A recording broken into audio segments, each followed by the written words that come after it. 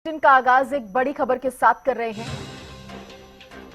BJP नेता captain Abhimanyu का चौटाला परिवार पर तंज। चौटाला परिवार समझ नहीं आता, कैप्टन अभिमन्यु ने कहा है। बाप बेटे का नहीं, दादा पोते का नहीं, चाचा भतीजे का नहीं, इन्होंने हरियाणा को बेवकूफ बनाया है। कैप्टन अभिमन्यु का ये जो तंज है चौटाला परिवार पर, कह रहे हैं इनके परिवार में सब क्या है कुछ समझ नहीं आता। देवर भाभी का नहीं है, भाभी देवर की नहीं है। कैप्टन अभिमन्यु ने दुष्यंत पर भी निशाना साधा। कैप्टन ने दुष्यंत चौटाला को खोपर बताया। इसके साथ ही जेजेपी की चाबी गुम हो गई है, ऐसा कहा कैप्टन अभिमन्यु ने। बड़ी खबर उस वक्त की आपको बता रहे हैं जब कैप्टन अभिमन्यु की तरफ से जमकर निशाना साधा गया है चौटाला परिवार पर। कैप्टन अभिमन्यु ने भूपेंद्र हुड्डा पर भी इस दौरान निशाना साधा। तो बीजेपी नेता कैप्टन अभिमन्यु ने चौटाला परिवार पर तंज कसते हुए कई बयान दे दिए। उन्होंने कहा चौटाला परिवार समझ में ही नहीं आता, बाप बेटे का नहीं है, वहां पर दादा पोते का नहीं है, चाचा भतीजे की आपस में नहीं बनती, देवर भाभी की नहीं बनती। इसके साथ ही दुष्यंत चौटाला पर भी निशाना साधते नजर आए हैं कैप्टन अभिमन्यु।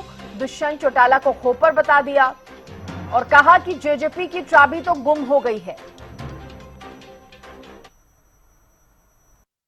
ये सारा परिवार हमारे तो समझ में नहीं आया।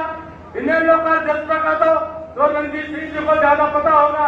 ये तो बाबू बेटा का नहीं, बेटा बाबू का नहीं। इनका तो ऐसा होता है भतीजा चाचा का नहीं, चाचा भतीजा का नहीं, देवर भाभी का नहीं, भाभी देवर की नहीं। इनका तो हमारा समझ में पोता चाचा का नहीं, दादा पोता का नहीं। भारत इनका सोता ही समझ में नहीं आया। अरे हरियाणा में बेवकूफ बनावे, इनके पल्ले कुछ नहीं, घास नहीं, और सारा हरियाणा बेवकूफ बनाते साले। ये बताओ क्या इनको कोई वोट मांगने का हक है? वो बताओ, मुझे तुझे का हक तो बताओ भाई। ये बाबू बेटा कंपनियों को वोट मांगे, सौदा के में नहीं था। अरे सौदा तो के में नहीं था, लेकिन वो खोपर है, खोपर के और कमे बराती कराती आगे, और हमारे नानों में तो 24 घुमा कर चले गए। घुमाई दिन भी घुमाई थी, घुमाई दिन भी घुमाई थी।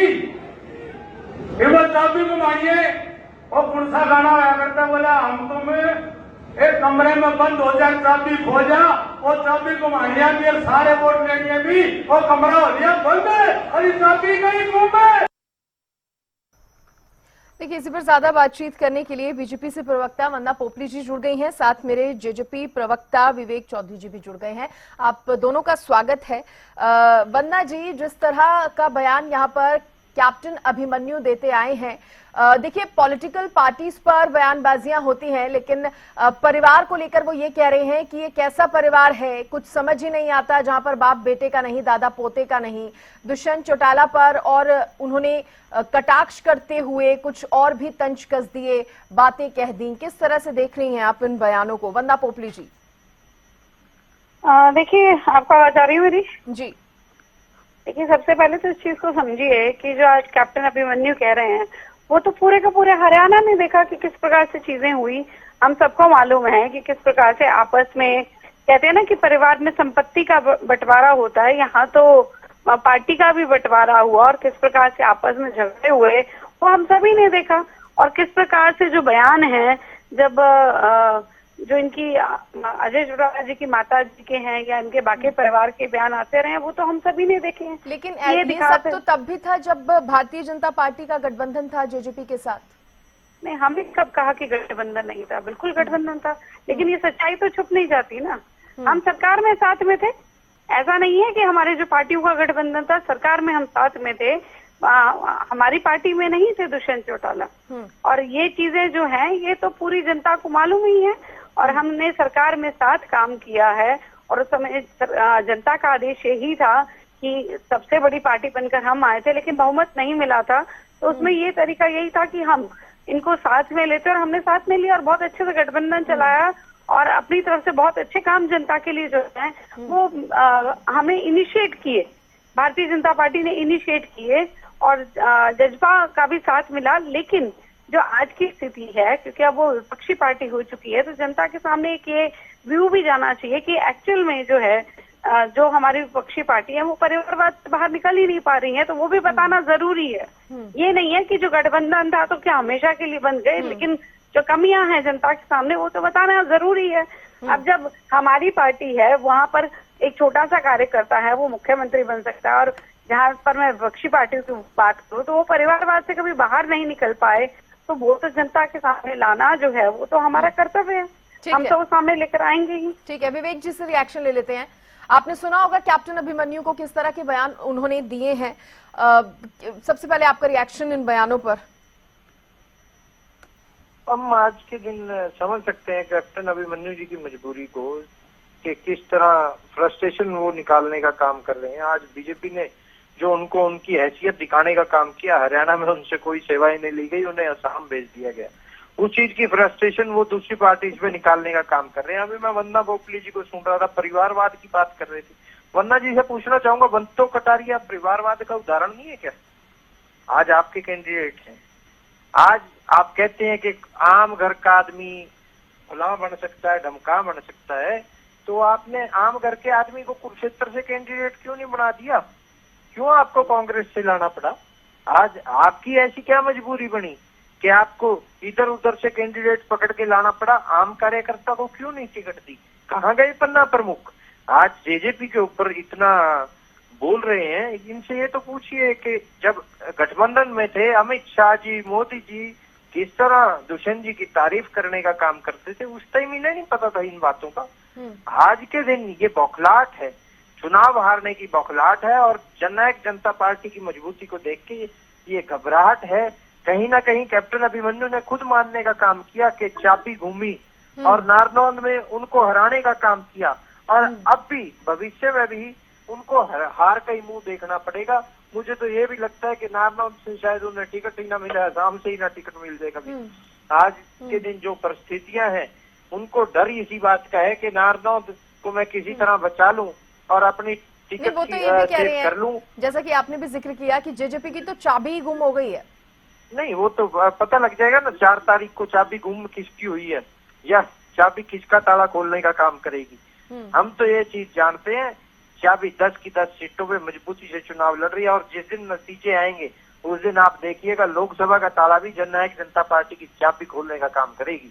हरियाणा प्रदेश में बहुत मजबूती से हम सभी सीटों पे चुनाव लड़ने का काम कर रहे हैं। हमें उधार के कैंडिडेट लेने की जरूरत नहीं है, हमें किराए के कैंडिडेट नहीं है। जननायक जनता पार्टी का खोपड़ शब्द का इस्तेमाल किया दुष्यंत चौटाला के लिए, और कह रहे हैं कि जनता समझ रही है जेजेपी की हालत को।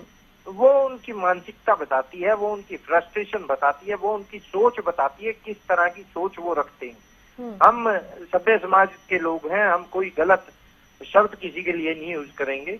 हम तो ये जानते हैं फ्रस्ट्रेशन जब आदमी के अंदर होती है वो इसी तरह निकलती है। लेकिन वंदना जी ये भी कह रही है कि किसी से छिपा नहीं है, किसी से छिपा नहीं है, परिवार में तो ये सब कुछ चल ही रहा है। नहीं, क्या चल रहा है? छिपा तो ये भी नहीं है किसी से कि अनिल विज कह रहे हैं कि मैं एक मात्र एक कार्यकर्ता हूँ, मेरे को मेरी हैसियत दिखा दी। छिपा ये भी नहीं है किसी से कुलदीप बिश्नोई क्या कह रहे हैं, छिपा ये भी किसी से नहीं है सुनीता दुग्गल क्या कह रही है, छिपा ये भी किसी से नहीं है कि आज बीजेपी के तमाम कार्यकर्ता, तमाम नेता, चाहे ओपी धनखड़ हो, चाहे कैप्टन अभिमन्यु हो, चाहे और देखिए कह रहे हैं विवेक चौधरी कह रहे हैं कि आप जेजेपी पर निशाना साध रहे हैं, लेकिन पहले खुद के गिरेबान में जाके खुद की पार्टी को देखिए। देखिए, मुझे लगता है विवेक चौधरी जी का तो मतलब थोड़ा इनको समझना पड़ेगा, ये क्या बोलते हैं इनको खुद ही नहीं पता है। कह रहे हैं लोकसभा चुनाव भी चाबी से खुलेगा, कमाल हो गया। ये 10 सीटों पर लड़ रहे हैं, 543 सीटों में से 542 सीटें जो है उन पर चुनाव हो रहा है, और उसमें कह रहे हैं कि 10 सीटों के दम पर लोकसभा का, बीच में नहीं विवेक जी, मैं आपके बीच में नहीं बोली, हम पूरा हरियाणा समझ रहा है कि मानसिक स्थिति क्या है, तो हम इस चीज को समझ पा रहे हैं। अब इन्होंने परिवारवाद की बात करी, इन्होंने बंतो कटारिया जी पर भी यहाँ पर आरोप लगा दिया। मुझे इतना बता दीजिए, डॉक्टर का बेटा डॉक्टर बन सकता है, लेकिन डॉक्टर का बेटा डॉक्टर ही बनेगा, ये जो है ये आपकी मनस्थिति है। परिवार में अगर कोई कार्यकर्ता के रूप में कार्य करके आगे बढ़ता है तो कोई एतराज नहीं है, लेकिन परिवार में बीच में नहीं विवेक चौधरी, बीच में नहीं। अगर परिवार में अगर बेटा जो है वही टॉप पोजीशन पे रहेगा, वो आपके परिवार का हाल है। और ये हमें कह रहे हैं कि रिश्तों की यहाँ पर बात कर रहे हैं, लेकिन ये बता दीजिए पिछले विधानसभा में किस प्रकार से आप ये सोचते थे कब किसी की टिकट कटे और उसको हम पकड़े। चलिए ठीक है वंदना जी, क्योंकि समय से ज्यादा की इजाजत नहीं और दे रहे। मजबूती की बात कर रहे हैं, बिखर रहे हैं, ठीक है वंदना उड़ रहे हैं तुम्हारी पार्टी के भाई। ओके, चलिए बहुत शुक्रिया विवेक चौधरी जी और वंदना जी आपका जुड़ने के लिए, बातचीत करने के लिए। तो देखिए ये बयान जो है कैप्टन अभिमन्यु की तरफ से सामने आए हैं, जहां पर सीधे सीधे चौटाला परिवार पर उन्होंने तंज कसते हुए काफी कुछ कह दिया है।